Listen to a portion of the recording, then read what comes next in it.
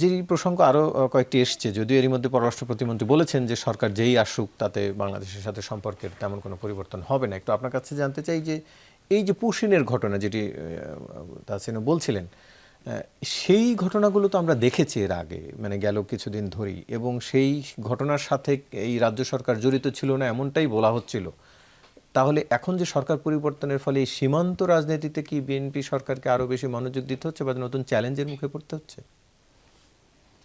দেখেন, প্রশ্নগুলো যেমন জটিল, উত্তরও তেমন জটিল। কারণ আমাদের সাথে আমাদের প্রতিবেশী সম্পর্ক বহু বহু দিন যাবৎ তারা আমাদের শোষণপ্রিয় হয়ে উঠেছিল। শোষণপ্রিয় এই জন্য বলবো যে দেখেন, তারা এই দেশে ব্যবসা করেছে, সব কিছু করেছে, কিন্তু আমাদের বর্ডার কিলিং বন্ধ করে নাই।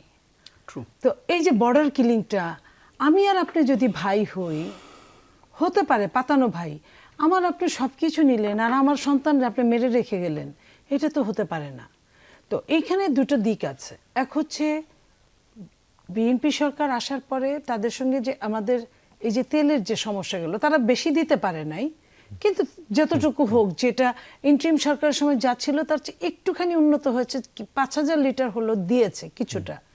এবং তারা আলোচনায় যে তারা এটা করবে ওটা করবে।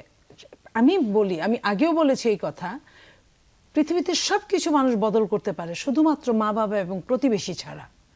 এই প্রতিবেশীকে আমি চাইলেই বদল করতে পারবো না। তার উপর আবার এত বড় প্রতিবেশী, আমার 3 পাশে এই একই প্রতিবেশী, তার উপর আবার প্রতিবেশী আমার সঙ্গে খবরদারি করে কি বলে, আমার স্বাধীনতা যুদ্ধে আমাকে সহযোগিতা করেছিল। আমি তো সত্যি ওই জায়গাটায় দুর্বল। সে যে কারণেই সহযোগিতা করুক, তার নিজের স্বার্থেই করুক, যে কারণেই করুক, আমার তো সহযোগিতা হয়েছিল। তো এই কিছু কিছু কারণ আছে যেগুলো সত্যি একটু আমাদেরকে অবাক করে। তো ওই তুলনায় এই সরকার চেঞ্জের পরে বর্ডার কিলিং একবারে হয় নাই তা না, কিন্তু তুলনামূলক একটুখানি কমেছে, আপনি খেয়াল করেন। কিন্তু শেষ হয় নাই, সামনে কি হবে আমরা জানি না। আমরা এই বিজেপি সরকারের সময় কিন্তু আমরা এই সংখ্যাগুলো গুনতে শুনেছি, আসামে 19 লক্ষ, এইখানে এত লক্ষ, কলকাতায় পশ্চিমবঙ্গে এত লক্ষ। কারণ তারা জানে বিজেপি সরকারের একটাই সমস্যা, মুসলিমরা তাকে ভোট দিবে না। এবং মমতা যে মুসলিমদের নিয়েই যে একটা ভোটের জোট করে, এটা সে জানে। ওই জায়গাটায় আঘাত করার জন্য আপনি দেখেন, যখন ইলেকশন হয়, ত্রিপুরায় দেখা গেল যে একটা মুসলিমকে পিটিয়ে মেরে ফেলা হলো, বাংলাদেশে একটা হিন্দুর ঘরে আগুন দেওয়া হলো, বা একটা পূজা মণ্ডপে সমস্যা করা হলো। এগুলা কিন্তু অনেকটাই কিন্তু এগুলো পাতানো। এগুলা কিন্তু দুই দেশের নির্বাচনের আগে পরিবেশকে ঘোলাটে করা, সেই ঘোলা পানিতে মাছ শিকার করা। তো এই মাছ শিকার পর্বটা যদি সত্যিকার অর্থে দেখেন, আমি আরও 10 বছর আগে, 12 বছর আগে, 2010-এ আমি কোপেনহেগেন গিয়েছিলাম সরকারি একটা প্রোগ্রামে। সেখানে আমি গিয়ে দেখি, আমি যখন ট্রেনে উঠবো, ট্রেন থেকে ওই প্রোগ্রামের জায়গাটা ট্রেনেই যেতে হয়, আমাদের জন্য ফ্রি করে দেওয়া হয়েছিল। সেখানে আমি দেখি, আমি ভেবেছি যে ডেনমার্কের পুলিশ, কিন্তু পুলিশ দিব্যি সুইডেন থেকে আসছে, পুলিশ জার্মানি থেকে আসছে। তারা কিন্তু এইটা কিন্তু একটা সম্পর্ক, ভ্রাতৃত্ব সুলভ সম্পর্ক। এক দেশে ক্রাইসিস হলে আরেক দেশ আসে এবং সবাই সবার জন্য। কিন্তু বাংলাদেশে কিন্তু এরকম না।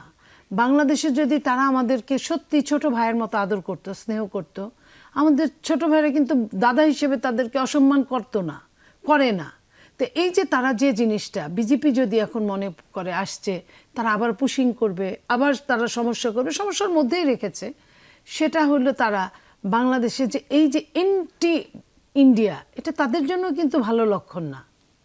বাংলাদেশের সাধারণ জনগণ, বাংলাদেশের রাজনৈতিক অনেক দল, হ্যাঁ, এই আমি এনসিপির কথাই যদি বলি, এনসিপি তো ছোট মানুষের দল, তাদের তো এই সমস্যা থাকার কথা না, কিন্তু কেন থেকেছে?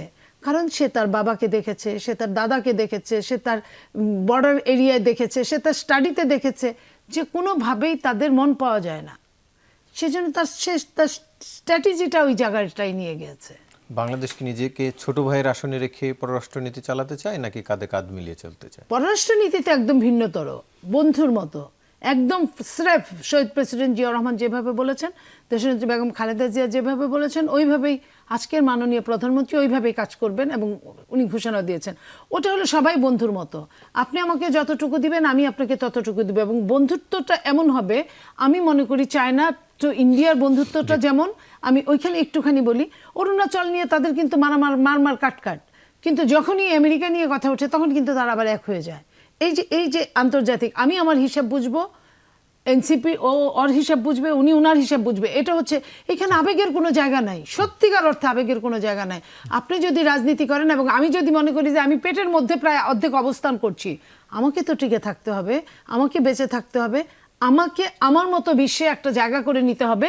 সেই জায়গায় আমি যুদ্ধ করে আমি তার সাথে হবে না এই মুহূর্তে।